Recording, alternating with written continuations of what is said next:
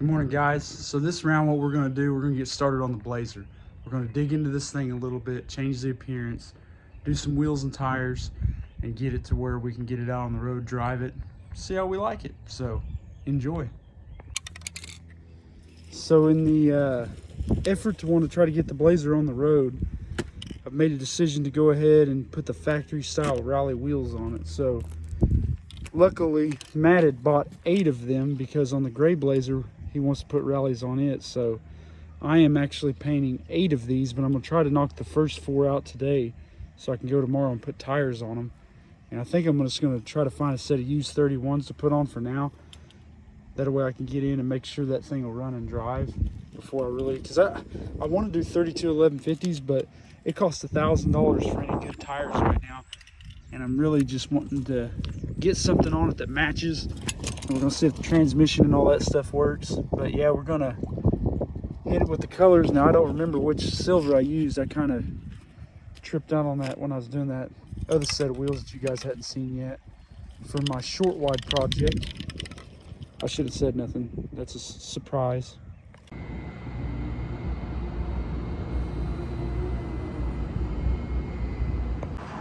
Well, I found a tire shop today. Decided just to go ahead, instead of buying some used ones, is to go ahead and just get a brand new set. So I'm gonna go with the 32 1150 15. And I'm using the Maxxis Razor tire. So didn't want to really buy new tires, but I think it's the best thing to do, especially on the old K5. So I'm anxious to see what it looks like. And here's where I'm using these guys right here.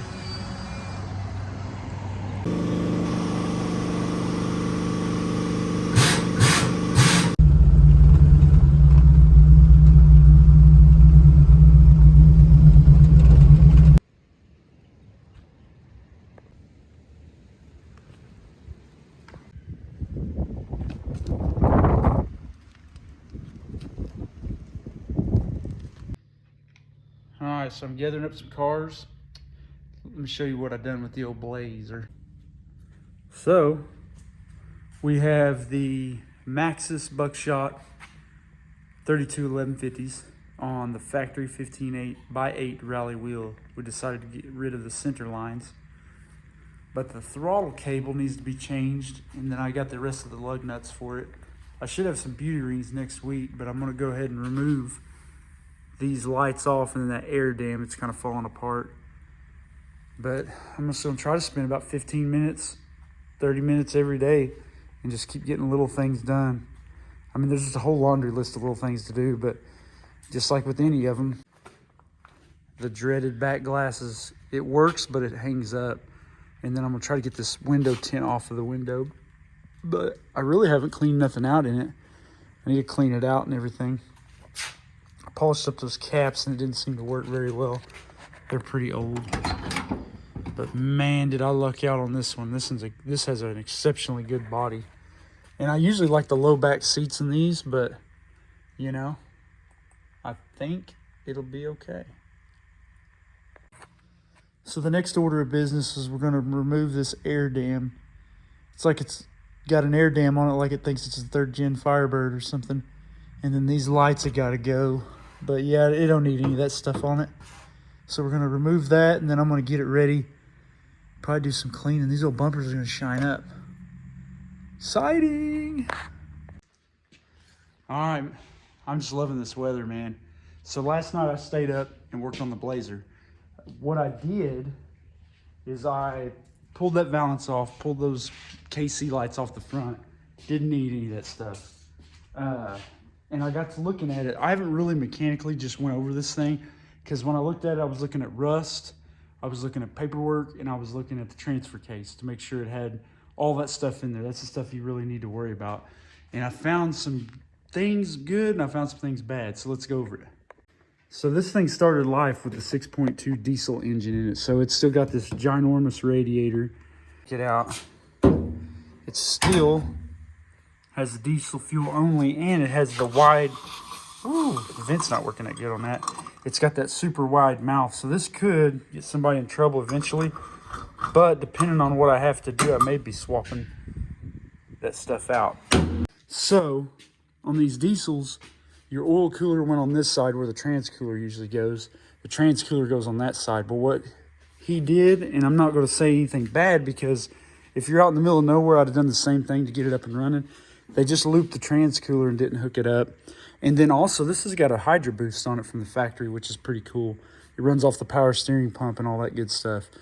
But it just needs some cleaning up. Like, they used a shaft to plug off this heater hose outlet. Like I said, just some basic stuff you would do to try to get something going without spending a ton of money.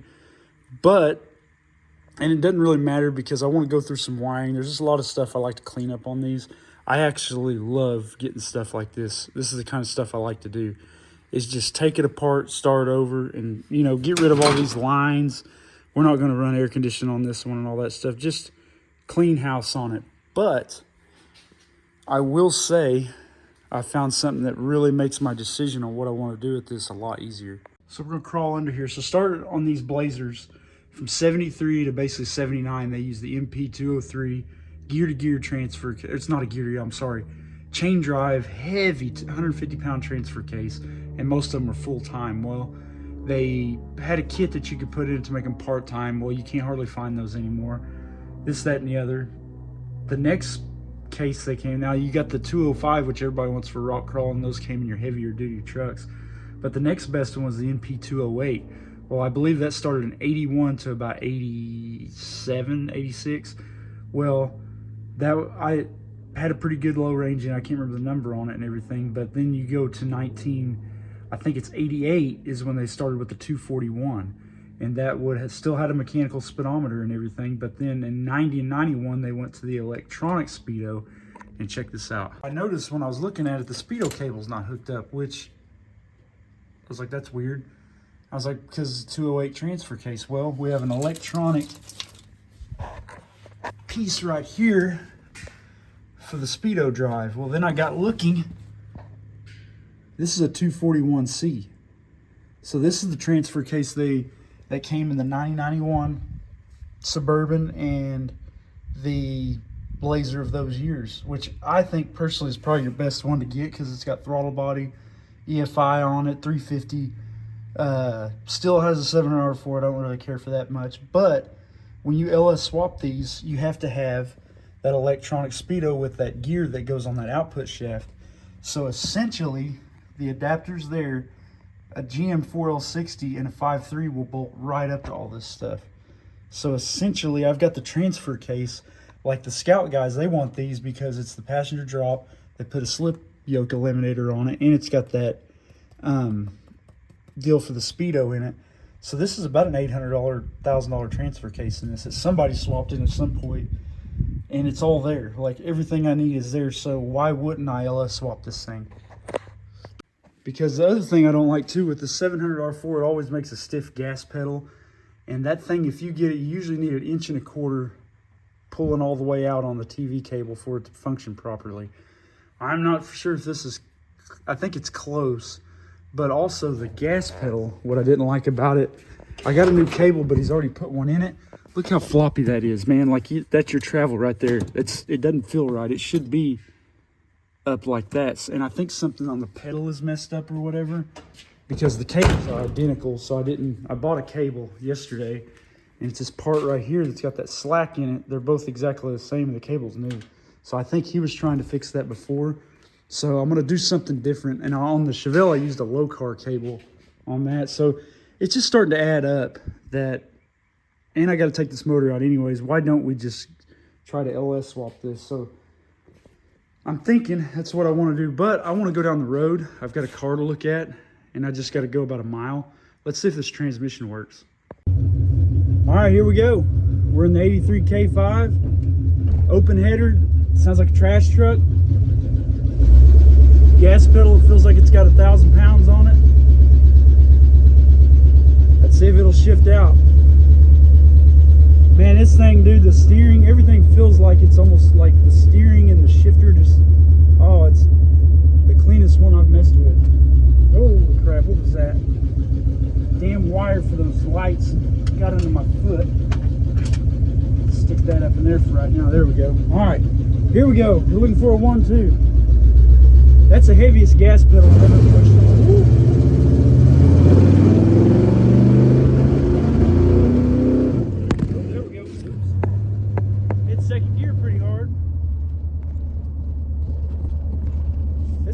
good sounding engine though. I don't know. Yeah, she's high geared all right. Let's go on down the road before I make that turn.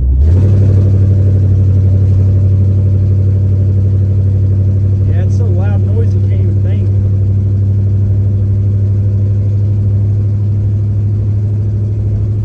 Man, it sure steers and drives good though. Yeah, we're just in second gear. This thing's got 308 gears in it. Man, does it drive good though. Brakes work good. Man, not bad. Let's pull her down. Yeah, it's just in second gear. There's no, maybe it went in third. There's first, second. Let's manually shift her, see if she goes through them. All right, cross the highway. I'll hold the phone a little bit, Stacy. I'm gonna shift it.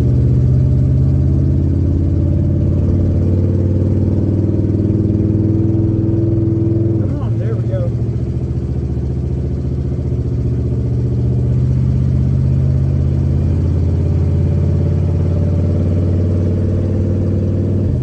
Okay, went there.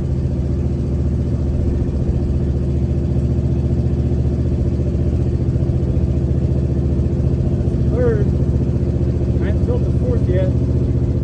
Man, that back window being down, gosh almighty. Stinging me out. This thing drives good, man. It's not bad at all. I like it.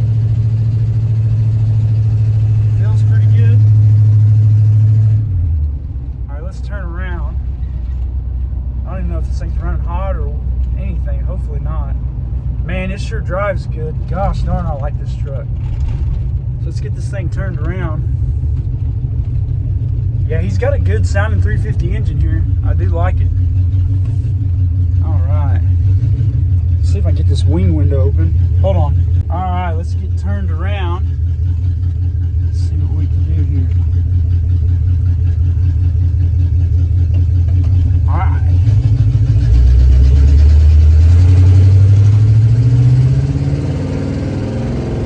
There we go. Actually got a little bit better going down the road.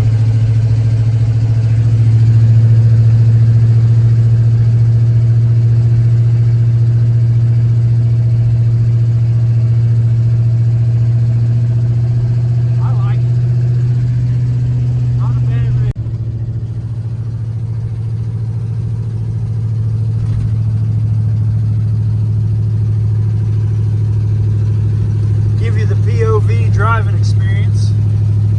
Woo, that fumes are getting tough. These things with the back window down kind of suck because it doesn't. That fumes just roll right up in here with us.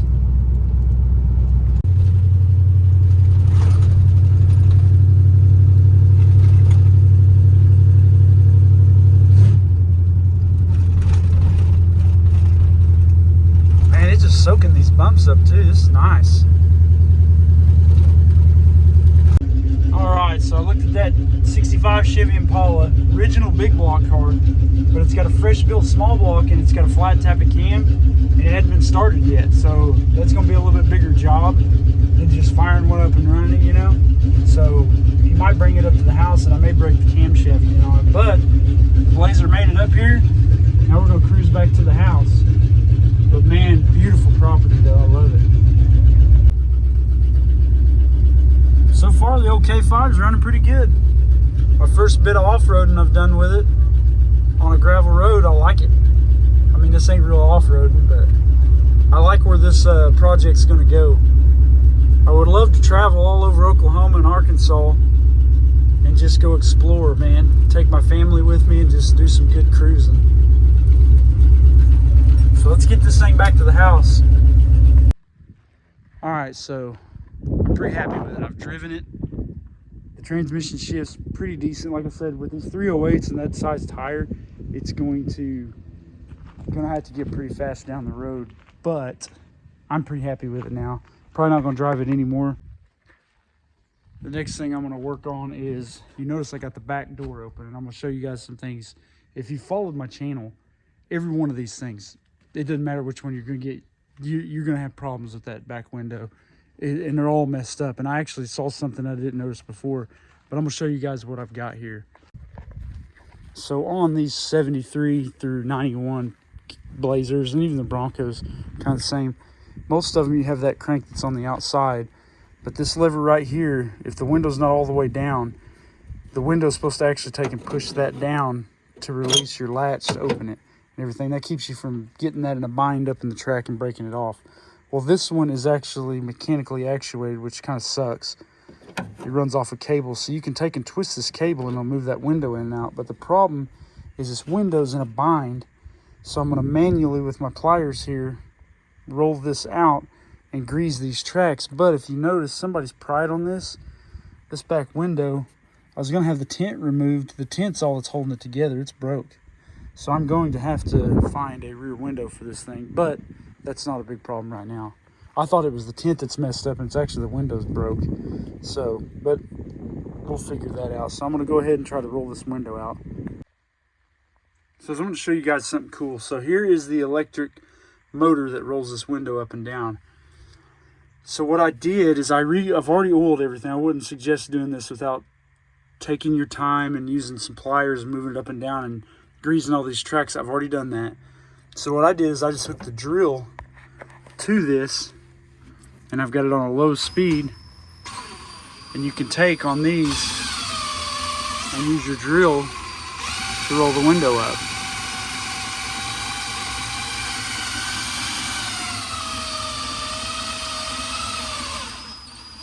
It's getting tighter. Okay, we're almost there. So we're going to go, boom, there it is. So now we've rolled our window up and we can roll it back down with the drill. What do we have here?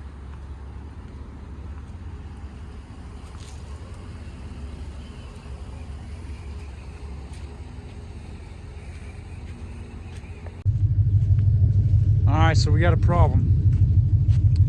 The building, we moved it, used the truck and trailer, snatch blocked to the van. Well, the snatch block ended up, and it's wet and nasty over here, but the snatch block kind of put a lot of pressure on the back of the van. Well, the van, being it's a two-wheel drive, is stuck in the mud. And it's not really stuck. I could fight it, but I don't want to tear my yard up. So I'm gonna get this bad boy and pull it out.